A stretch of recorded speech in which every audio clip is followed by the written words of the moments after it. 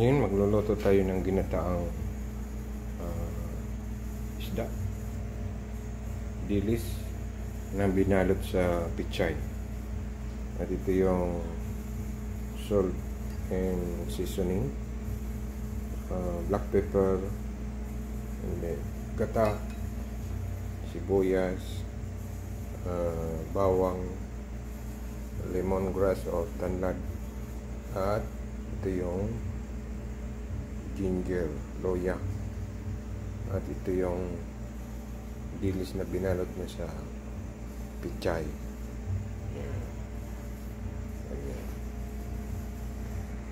Ayan, ganito ang una natin gagawin. Una, ilagay tayong mainit na tubig.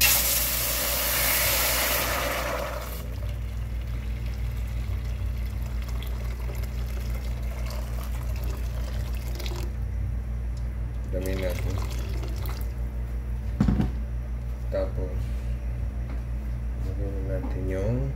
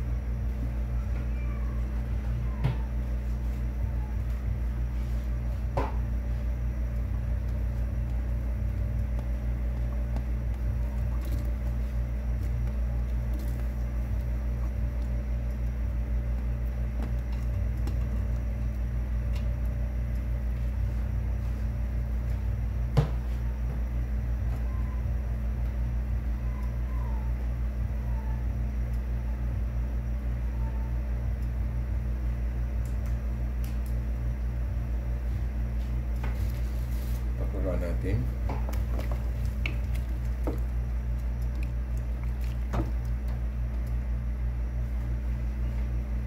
Hintayin lang natin kumulo.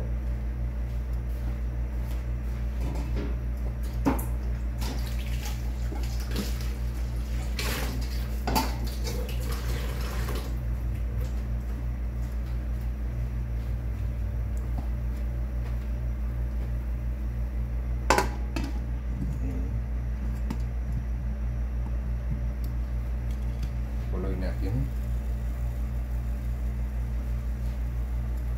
Ngayon, kumukulo na.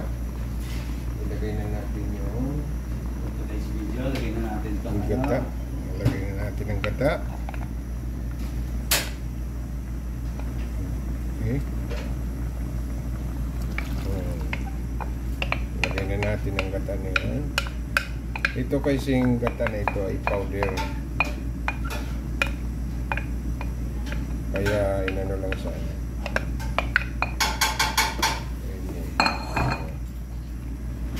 para maglasa yung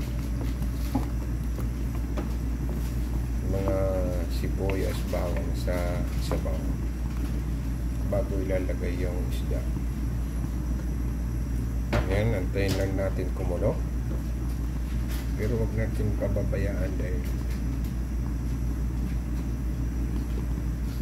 baka matulog ang gata.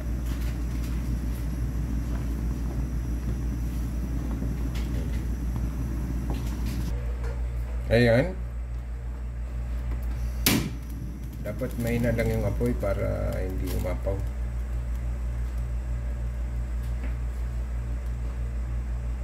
Pakuloan natin. Ayan, kumukulo na. Halo-haloin natin. Ilagay na natin yung seasoning at asin, salt and seasoning. Halo-haloin lang natin. At yan, lagay natin ang black pepper para maghalo na kagad sa yung ating pagluluto ay wow. Ayan, Yan, kumulo na. Ngayon, papatay natin yung apoy.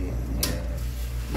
Ngayon, dahil patay na yung apoy, lagay na natin yung sili. Tapos, lagay na natin yung mga isda. Sasalansanin na natin yung mga isda dyan.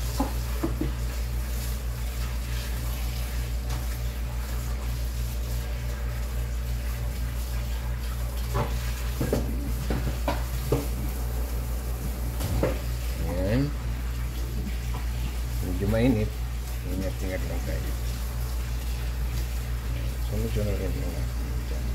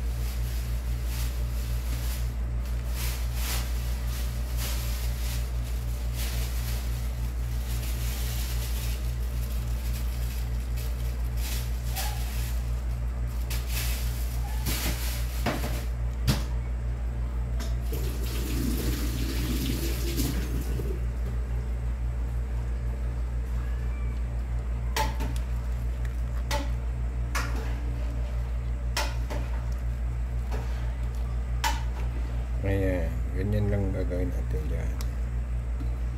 At ito yung mga sobra na pichay na walang laman. Ayan, lulutuin na natin at takpan lang natin. At yung apoy natin nasa pinapamahinang apoy ba, para hindi masunog ang ilalim.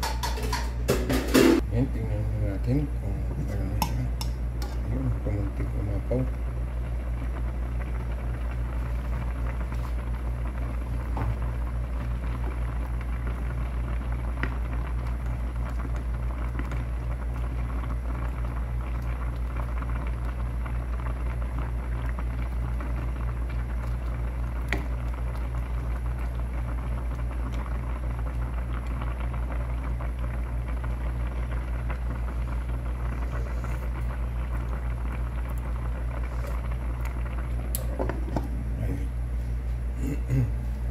Ayos na. Ingin mo na. Medyo maangang nga.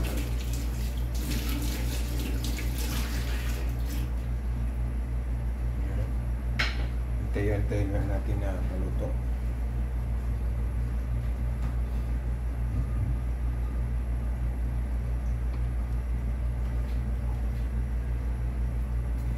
Maluto yung pichay. Wala na nagtatakpan kasi mahabang.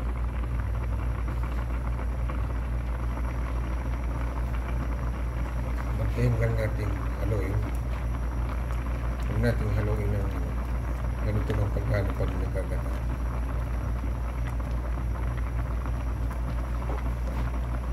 Hindi siya magpupo.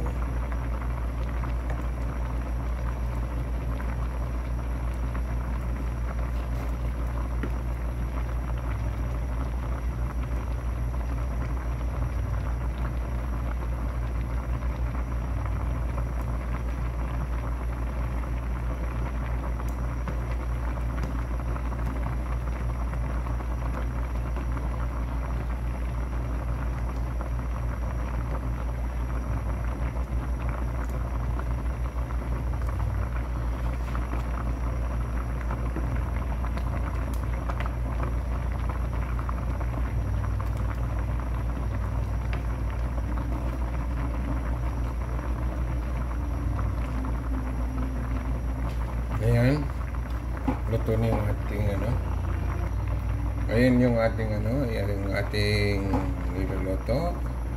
Ayan. Ayan na yung ating malapit na siyang maluto. Konti lang natin. Konti. Mga 10 minutes pa. Takpan mo natin. Kailangan ganyan lang takip. Medyo may singaw para hindi umapaw. Luto na ang ating ginataan. Okay.